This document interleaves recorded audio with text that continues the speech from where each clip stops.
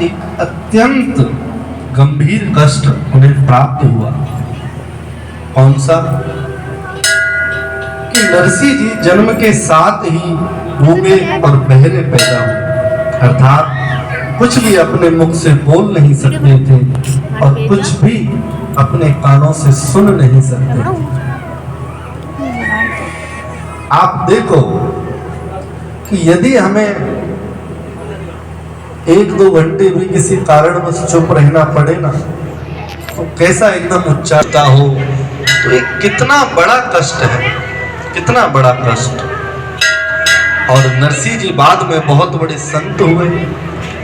इस बात से तात्पर्य है कि जो भक्ति पथ पर बढ़ता है, जो परमात्मा के पथ पर आगे बढ़ता है, उसे कष्ट अवश्य ही प्राप्त होता है। भगवान कहें कि तू मेरे पथ पर चलेगा तो तुझे अनेक चुनौतियों का, अनेक कठिनाइयों का, अनेक कसौटियों का सामना करना पड़ेगा। आप समझो, हमारे समाज में एक छोटी से छोटी किसी भी नौकरी को या फिर किसी को प्राप्त करना होता है, तो उसके लिए भी सरकार के द्वारा, बोर्ड के द्वारा एक एग्जाम लिया जाता है, परीक्षा ली जाती है। उस परीक्षा का उद्देश्य क्या? सिर्फ इतना, किसी साधक को जांचें, परखें कि वो इस लायक है या नहीं। तो फिर वो तो इस चराचर जगत की सबसे बड़ी उपाधि है, परमात्मा के चरणों में स्थान प्राप्त करना। तो वहां तक पहुंचने के लिए अनेक कसौटियों का, अनेक परीक्षाओं का सामना करना पड़ता है, तभी जाकर व्यक्ति उस परमात्मा के सामिप्य को प्राप्त कर पाता है। बोलिए भक्तवत्सल भगवान की जय। तो जन्म के साथ ही नरसिंह जी गूंगे और बहरे पैदा हुए। उनके जन्म के कुछ समय पश्चात ही उस स्थान पर एक महामारी फैली, जिसके कारण उनके माता और पिता का देहांत हो गया बचपन में। नरसिंह जी के एक बड़े भाई और थे, तो नरसिंह जी अपनी दादी और भाई के साथ रहने लगे। भाई का विवाह हुआ।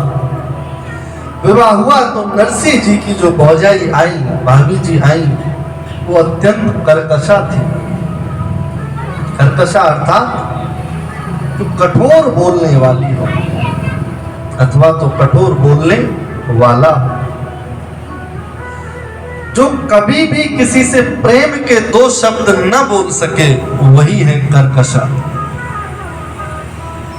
भागवत में इस संदर्भ में प्रसंग आता है धुंधली का, जो न छोटों को प्रेम कर सके, न बड़ों का आदर सत्कार कर सके, न भगवान का कोई भजन कर सके, न भूखे को भोजन करा सके, न प्यासे को पानी पिला सके।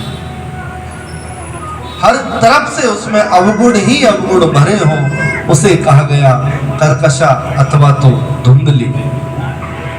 आप कितना ही प्रेम से बोलने का प्रयत्न करो, परंतु सामने से यदि उत्तर आपको कुंठित होकर मिले ना, तो समझ लेना यही है कर्कशा, यही है धुंधली। कुछ होते हैं जो सामने वाला जैसा बोलता है उसका प्रत्युत्तर उसी हिसाब से देते हैं, परंतु कुछ उनकी प्रवृत्ति ऐसी होती है कि उनसे आप प्रेम से भी बोलो ना, तब भी वो मुख में से बस आग ही उगलते हैं।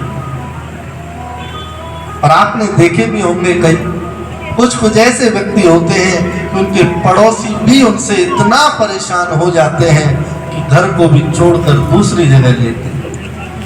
इनके पड़ोस में रहने से अच्छा है कि कहीं बाहर जाकर रहे। इस जगत में जो भी खेल है ना सारा, वो सिर्फ वाणी का है। इस प्रकार आप बोल सकते हो, इस प्रकार आप दूसरों को रिझा सकते हैं।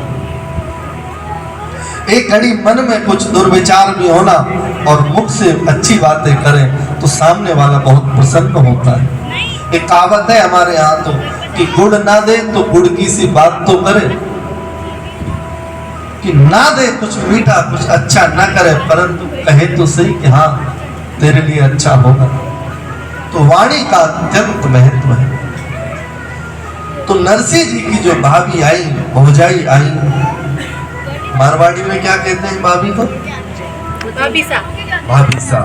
ભોજાઈ કહેવાય ભાભીસા કહેते ભાભીસા રાજપૂત કોમ કહેવાય આપણ સિમ્પલ માં मैं राजपूत हो तो मैं तो राजपूत जो भौजाई आई अत्यंत कर्कशा, और बुझी कहेवाय और नरसिंह जी अपनी दादी के साथ ही अपना अत्यधिक समय व्यतीत किया करते थे। महापुरुष भाषा में भाजी भी कहेवाय और दादी नरसिंह जी की बहुत अधिक भक्तिमय थी। पर जहाँ भी उन्हें पता चलता यहाँ कथा हो रही है, यहाँ भागवत हो रही है, यहाँ भजन हो रहा है, यहाँ कीर्तन हो रहा है, बस वहीं बिना कुछ सोचे समझे नंगे पैर दौड़ चली जाती। और नरसिंह जी भी अपनी दादी के साथ जब मौका मिले तब हर समय अपनी दादी के साथ ही रहे और साधुओं संतों का संग करते रहे।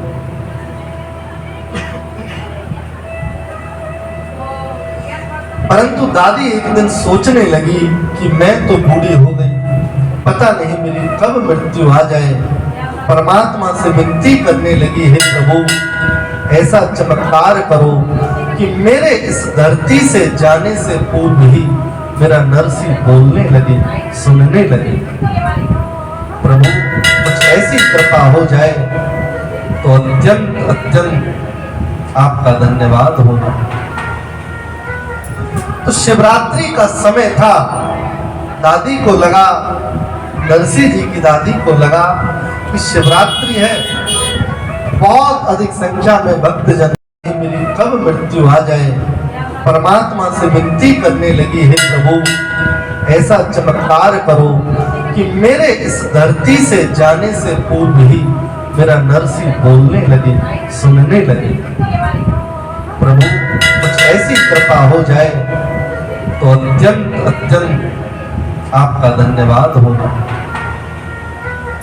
तो शिवरात्रि का समय था, दादी को लगा, नरसिंह जी की दादी को लगा कि शिवरात्रि है, बहुत अधिक संख्या में भक्तजन शिवालय में आएंगे, भगवान के मंदिर में आएंगे जल चढ़ाने के लिए। आपने देखा होगा कि जो लोग कभी नहीं जाते वो शिवरात्रि को अवश्य जाते हैं शंकर भगवान के मंदिर। जिस मंदिर में कभी कोई दो चार ही आपको दिखेंगे ना, और शिवरात्रि के दिन उसी मंदिर में पैर रखने की जगह नहीं मिलेगी। परंतु ऐसा नहीं होना चाहिए। ऐसा नहीं कि किसी विशेष दिवस को ही जाकर हम भगवान की भक्ति करें तो ही परमात्मा रीझे। परमात्मा ने सारा समय बराबर बनाया। इसलिए मैं तो अपनी आपको बताऊं, किसी मंदिर में जाना होता है ना, तो उस दिन जाता हूं जिस दिन उस मंदिर में कोई उत्सव ना हो, क्योंकि तब जाकर आप अपने भाव अच्छे से व्यक्त कर सकते हो, अच्छे से प्रभु मूर्त का दर्शन कर सकते हैं। जहां इतनी भीड़ लगी हो कि एक दूसरे से बस पीछे से कोई लड़का आया और आगे तक पार चला गया, तो कहां दर्शन हो पाएंगे, कहां आप अपने भाव व्यक्त कर पाओ। तो दादी को भी लगा, नरसिंह जी की दादी को, कि क्यों ना आज प्रातः काल जल्दी चला जाए, क्योंकि जैसे जैसे दिन निकलेगा तो अत्यंत भीड़ हो जाए। तो दादी गई नरसिंह को लेकर ब्रह्म मुहूर्त में सुबह 4 बजे, और शंकर भगवान को जल अर्पित कर ही रही थी कि दादी की नजर एक संत महात्मा के ऊपर पड़ी। एक साधु महात्मा बैठे हुए थे। दादी सोचने लगी कि महात्मा जी को आज से पहले कभी देखा नहीं। और कुछ लोगों की ये प्रवृत्ति होती है, जो वो नए किसी साधु संत किसी महात्मा को देखते हैं ना, तो उनकी जिज्ञासा ज्यादा होने लगती है, क्योंकि वो सोचते हैं जो पहले मिले उनसे तो अपने बारे में बहुत बात की, अब नए आए हैं तो इनसे अपना कष्ट रखें, क्या पता ये हमारे कष्टों का निवारण करें। तो दादी उत्साहित हुई और जैसे ही उन साधु महात्मा की तरफ जाने लगी तो महात्मा जी ने देख लिया कि बूढ़ी माँ मेरे पास ही आ रही है। और मारवाड़ी में एक कहावत है कि डोकर यानी पंचायत घड़ी हो गए, ऐसे अर्थात जो बूढ़ी माएँ होती हैं वो पंचायती ज्यादा करती हैं। इसका मतलब काम की बात कम करेंगी और इधर उधर की बात ज्यादा। महात्मा जी सोचने लगे, उन्हें थोड़ा अनुभव था ऐसी बूढ़ी माओं का कि आती है, पूछेंगे आप कब साधु बने, कैसे बने, क्यों बने, कब से बने, ऐसी इधर उधर की बातें थोड़ी ज्यादा। तो महात्मा जी को लगा कि ये बूढ़ी माँ भी आकर मुझसे कुछ ऐसे ही सवाल करेगी, इसलिए उन्हें आता देख और आंखें मूंद ली, आंखें बंद कर और अपने भजन में लग गए। अब बूढ़ी माँ पास आई तो कहने लगी, महाराज जी, महाराज जी, दो तीन आवाज दी, परंतु महाराज जी अपनी आंखें मूंद कर बैठे हुए। दो चार और आवाजें दी, महाराज जी सुना नहीं क्या आपने, परंतु कोई भी उत्तर नहीं दिया। कुछ देर के लिए बूढ़ी माँ चुप हो गई, क्योंकि इन्हें अनुभव बहुत होता है, पूरे जीवन का अनुभव होता है ना। तो चुप हो गई कि शायद उन्हें लगे कि ये चली गई है और अपनी आंखें खोल।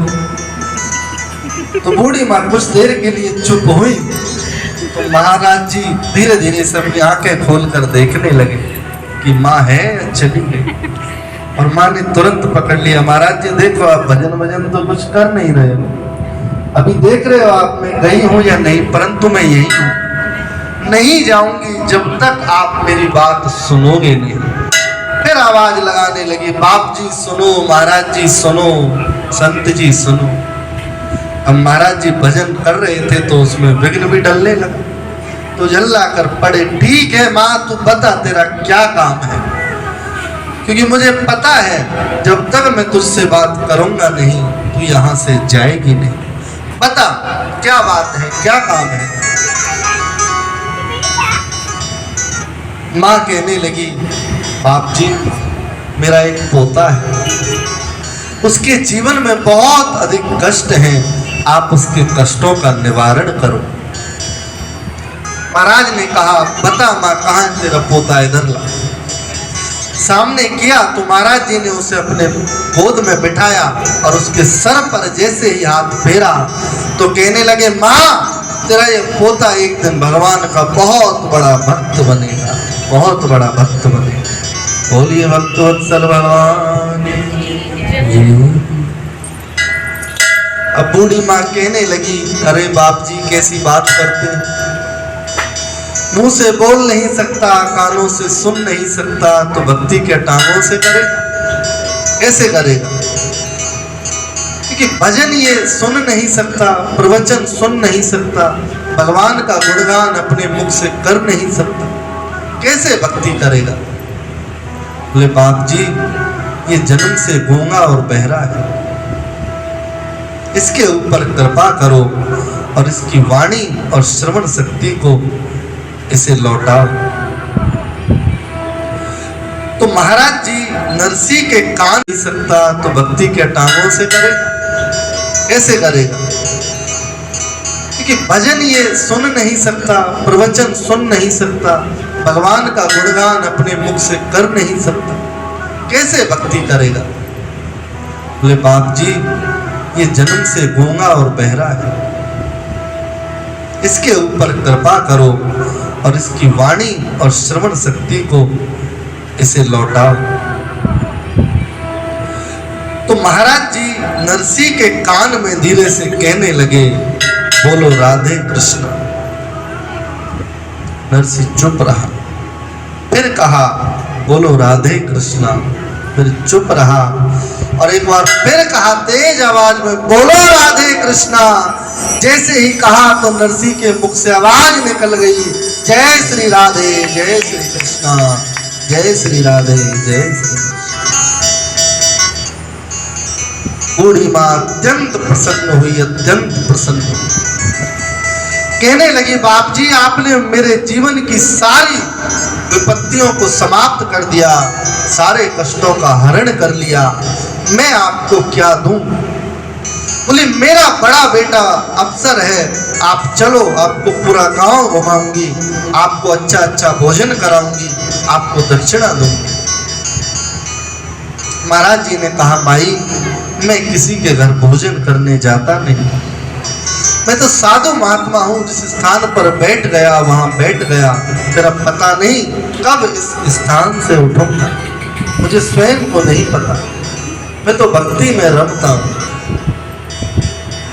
बूढ़ी माँ कहने लगी नहीं बाप जी, आपने इतने बड़े कष्ट का निवारण किया है तो मैं आपको कुछ ना कुछ तो अवश्य दूंगी। तो पहले जो माताएं होती थी बड़ी बूढ़ी, उनकी साड़ी के पल्लू में कुछ ना कुछ वो अवश्य रखती थी बांध के, कोई भी रुपया पैसा ये वो कुछ ना कुछ। आजकल भी मिल जाएगा, यदि कोई बहुत पुरानी हो तो उनके पल्लू में, साड़ी के पल्लू में कुछ ना कुछ बंधा जरूर मिलता है मैया, सही कह रहे? तो मैया ने अपना साड़ी का पल्लू खोला और उसमें एक 10 रुपए का नोट था, एक 5 रुपए का सिक्का था, एक 2 रुपए का, एक 1 रुपए का और कुछ पैसे जो आते थे 5 पैसा 10 पैसा। अब बूढ़ी माँ कभी 10 रुपए के नोट को पकड़े, कभी 5 के सिक्के को पकड़े, कभी 2 के सिक्के को पकड़े, कभी 1 के, समझ नहीं आया उसे क्या दूं। 10 का देने लगती तो लगता कुछ ज्यादा हो रहा है, 5 का देने लगती तो लगता थोड़ा ठीक है, 5 से नीचे उतरती तो लगता इतना बड़ा कष्ट हरा है तो कम रह जाएगा। कुछ लोग होते हैं ना, सहयोग करने में स्वयं ही असमंजस में पड़े रहते हैं, ज्यादा दे तो लगता है हमारा नुकसान हो जाएगा, कम दे तो लगता है कि पड़ोसन ने तो ज्यादा दिया है, मेरा मान थोड़ा कम न रह जाएगा, फंस जाते हैं बीच में। और कई तो कितना ही बड़ा उनका काम हो जाए, कुछ भी कितनी भी कृपा हो जाए, परंतु धार्मिक आयोजन में सहयोग अथवा तो किसी को दान पुण्य करना हो ना तो बड़ा कष्ट होता है।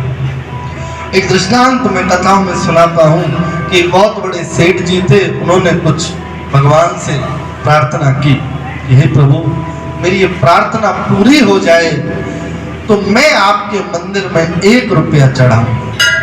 कितने? 1 रुपया।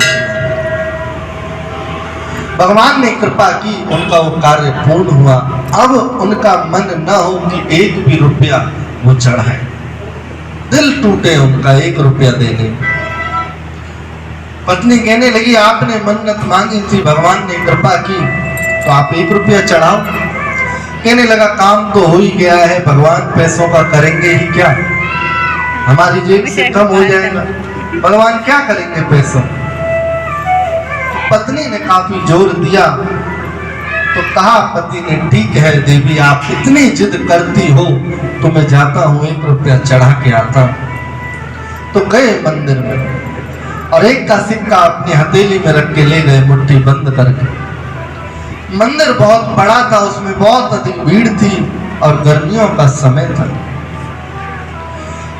तो सेठ जी को मंदिर के द्वार से गर्भगृह तक पहुंचने में 1 घंटा लग गया, इतनी भीड़ थी। अब क्योंकि गर्मी का समय तो पसीना आ रहा था सेठ जी, और जो हाथ में सिक्का ले रखा था तो हथेली में भी पसीना आने लगा। तो गर्भगृह में पहुंचे तो 1 का सिक्का जब चढ़ाना था तो अपनी हथेली को खोला तो पसीना लगा हुआ था सिक्के के ऊपर। तो सिक्के से कहने लगे मुझे लगता है कि मुझसे दूर जाकर बहुत दुखी हो रहा है, इसलिए तेरी आंख में आंसू आ रहे हैं कि तू रो रहा है, तू चाहता नहीं कि तू मुझसे दूर जाए, इसलिए मैं तेरा ये कष्ट देख नहीं सकता। सिक्का लिया और दोबारा अपनी जेब में चले गए। तो दान करना हर किसी के बस की बात नहीं। अपनी सुविधाओं पर लोग हजारों लाखों करोड़ों उड़ा देते हैं, परंतु जब दान दक्षिणा की बात आती है ना, पता नहीं कौन से उनमें विचार उत्पन्न हो। एक व्यक्ति अपनी बेटी की शादी में लाखों करोड़ों रुपए उड़ाता है, मैरिज होम करना, डीजे करना, ये करना, वो करना, करोड़ों रुपए का खर्च करता है, परंतु जब बात आती है ना तेरे कराने वाले पंडित जी को दक्षिणा देने की, तो सोचता है सबसे कम में निपट जाए तो अच्छा। करोड़ों रुपए फूंक दिए खाने पर, डेकोरेशन पर, डीजे पर, इस पर उस पर, परंतु जिसने वो असली काम कराया है, जिसने विवाह कराया, जिसने फेरे लगवाए, उसकी जब दक्षिणा की बात आती है तो आजकल तो ब्राह्मणों ने बहुत गजब कर रखा है लूटने उस पर, परंतु जिसने वो असली काम कराया है, जिसने विवाह कराया, जिसने फेरे लगवाए, उसकी जब दक्षिणा की बात आती है तो आजकल तो ब्राह्मणों ने बहुत गजब कर रखा है, लूटने को डोलते हैं। इतनी दक्षिणा, ऐसी ऐसी बातें फिर वो करते हैं। तो दादी कभी 10 के नोट को देखती, कभी 5 के सिक्के को देखती। महाराज जी समझ गए कि बुढ़िया परेशान हो रही है। कहा, अरे माँ, मुझे तेरा एक पैसा भी नहीं चाहिए, तू जा यहाँ से, चली जा। क्यों परेशान होती है? कभी 1 रुपए को देखे, कभी 10 रुपए को देखे। मुझे नहीं चाहिए तेरा, तू चला जा, चली जा। माँ ने कहा, प्रभु चली जाऊं? बोले हाँ, तू चली जा। और मैया वहां से फर्राटा होके चली गई 1 मिनट में। बोले काम तो हो ही गया, और महाराज ने स्वयं से मना कर दिया, तो देकर क्या था, चली गई। दौड़ी दौड़ी गई, पूरे गांव में ढिंडोरा पीटने लगी कि मेरा नरसी बोलने लगा, मेरा नरसी बोलने लगा, मेरा नरसी बोलने लगा।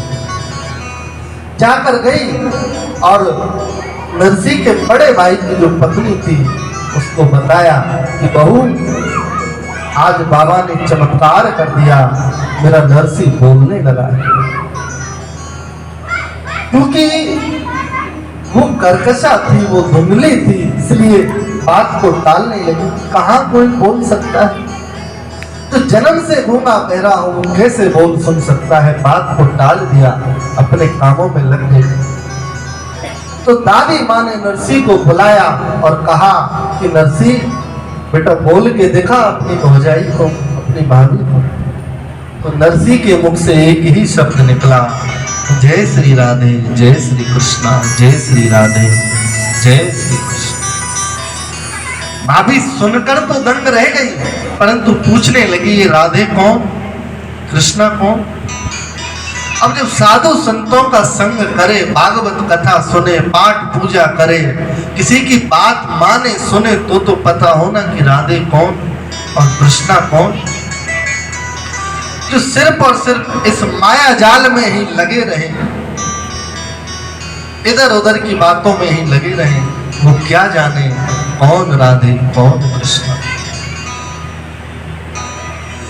दादी की एक और इच्छा अपने जीवन में बची और सोचने लगी, हे प्रभु, आपने मेरा इतना बड़ा कष्ट का निदान किया, मेरी एक और इच्छा है कि मैं मरने से पहले मेरे नरसी का विवाह देखना चाहती हूँ, इसकी शादी हो जाए। आप देखो, व्यक्ति की इच्छाएं कभी पूर्ण नहीं होती, कभी भी पूरी नहीं होती। अब दादी की एक इच्छा पूरी हुई कि मेरा पोता बोलने लगे, तो बोलने लगा, सुनने लगे, सुनने लगा। फिर अपनी एक और इच्छा प्रकट कर दी कि मेरे नरसी का विवाह हो जाए। और बड़े बूढ़ों में ये थोड़ा ज्यादा रहता है, बात बात में बस मेरे जाने से पहले इसकी शादी हो जाए, मेरे जाने से पहले पोता हो जाए, मेरे जाने से पहले नौकरी लग जाए, मेरे जाने से पहले घर बन जाए। ये उनकी इच्छाएं बढ़ती रहती हैं। पूरा जीवन निकाल दिया इन इच्छाओं में, इन तृष्णाओं में। कम से कम वृद्धावस्था में तो व्यक्ति को ये इच्छाएं त्यागनी चाहिए। किसी संत ने कहा है, हे तृष्णा, तू न गई मेरे मन से, सब कुछ चला गया परंतु तृष्णा मेरे मन से नहीं गई। जो आपके पास है उसी को पर्याप्त समझें, उसी को सर्वस्व समझें। जो आपके पास नहीं है ना, उसके लिए विलाप न करें, क्योंकि इस संसार में हर कोई तो गरीब है और हर कोई अमीर है। परंतु हमारी समस्या है, हम अपने से अच्छे को देखते हैं, कभी अपने से नीचे वाले को देखे ना तो पता चले हमारे पास जो प्राप्त है ना बहुतों की बहुत बड़ी ख्वाहिश है। एक अपाहिज व्यक्ति जो चल नहीं सकता अपने पैरों से, वो जब एक पैरों से चलते हुए इंसान को देखता है ना तो सोचता है काश मेरे पैर होते, मैं अपने पैरों से चल पाता। जब एक पैदल चलता हुआ व्यक्ति एक साइकिल पर चलते हुए व्यक्ति को देखता है ना तो सोचता है काश मेरे पास एक साइकिल होती तो मैं उस पर बैठकर चलता। और साइकिल पर चलता हुआ व्यक्ति जब मोटर बाइक वाले को देखता है ना तो सोचता है काश मेरे पास इतना धन होता कि मैं मोटरसाइकिल पर बैठकर चलता तो ये जो पैरों की मेहनत है ना ये ना करनी पड़ती। मोटरसाइकिल पर चलता हुआ व्यक्ति जब किसी गाड़ी वाले को देखता है तो सोचता है काश मेरे पास एक गाड़ी होती। जो सर्दी में ठंडी हवा लगती है मोटरसाइकिल पर ये नहीं लगती, गर्मी की जो गर्म हवाएं हैं ये नहीं लगती, बारिश होती तो भीगता नहीं यदि मेरे पास कार होती। अब कार वाला व्यक्ति जब महंगी कार वाली को देखता है तो सोचता है मेरे पास 1 करोड़ रुपए की कार होती। करोड़ रुपए की कार वाला व्यक्ति जब हेलीकॉप्टर को देखता है तो सोचता है काश मेरे पास हेलीकॉप्टर होता, ये ट्रैफिक की समस्या से तो निजात मिलती। कहाँ हॉर्न बजाओ, गाड़ी को हटाओ, इधर मोड़ो उधर मोड़ो, सीधे आते और ऊपर से चले जाते। और हेलीकॉप्टर वाला भी जब किसी प्राइवेट जेट वाले को देखता है ना जिसके पास अपना खुद का हवाई जहाज हो तो वो सोचता है काश मेरे पास हवाई जहाज होता, क्योंकि हेलीकॉप्टर से सिर्फ कुछ ही दूरी तक जाया जा सकता है। एक देश से दूसरे देश जाने के लिए आपको हवाई जहाज चाहिए। तो ये तृष्णा कभी खत्म नहीं होती। व्यक्ति को चाहिए जो उसके पास है उसी को पर्याप्त समझे। एक बार प्रेम से बोलेंगे राधे राधे राधे राधे, और हाथ उठे हैं आधे आधे। मेरे नरसी का विवाह हो जाए। आप देखो कि व्यक्ति जब बचपन में होता है तो कहते हैं अभी तो इसके खेलने खाने की उम्र है, जवान हो जाता है तो कहते हैं अभी तो इसके कमाने की उम्र है, और बुढ़ापा जब बुढ़ापे में भी आ जाए तो भी ये हो जाए वो हो जाए, शादी हो जाए, घर बन जाए, गाड़ियां, इन सब तृष्णाओं को कम से कम बुढ़ापे में तो त्याग देना चाहिए, कम से कम बुढ़ापे में। हालांकि त्यागना तो बचपन से ही चाहिए, परंतु मानव प्रवृत्ति है, सांसारिक मस्तिष्क है, सांसारिक हृदय है। तो इन भोग विलासिताओं से यदि बचपन जवानी में दूरी न बना सको तो कम से कम बुढ़ापे में अवश्य बनानी चाहिए। प्राप्त तो कई साधु संत ऐसे भी हुए जिन्होंने बचपन में ही परमात्मा को प्राप्त किया। ध्रुव जी महाराज हुए, प्रहलाद जी महाराज हुए, और फिर कईयों ने जवानी में, मीराबाई, ये तो मारवाड़ की भूमि है, मीराबाई की भूमि है, कर्माबाई हुई।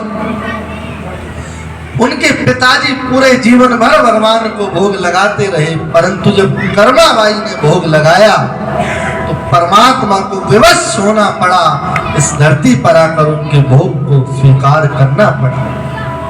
हृदय में भक्ति होना तो परमात्मा को भी इस जमीन पर उतारा जा सकता है। कर्माबाई क्या वर्णन करें, एक भजन के माध्यम से बहुत सुंदर वर्णन किया गया है।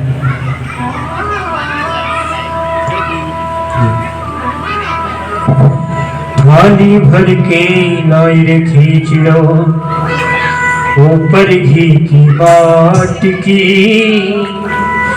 जीवे भरोसा उधड़ी, जिमावे बेटी जाट की, जिमावे बेटी जाट की।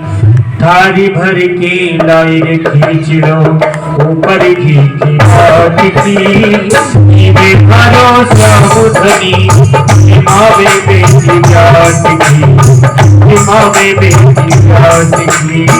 थाली भर के लाई खींचो ऊपर की बाट की, जिन मारो श्याम धनी जमावे बेटी जात की।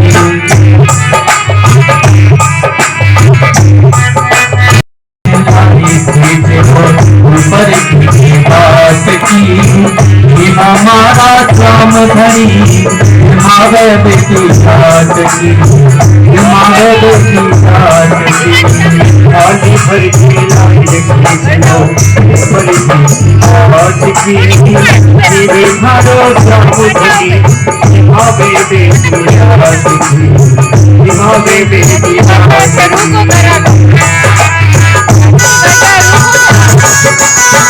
वृंदावन बाके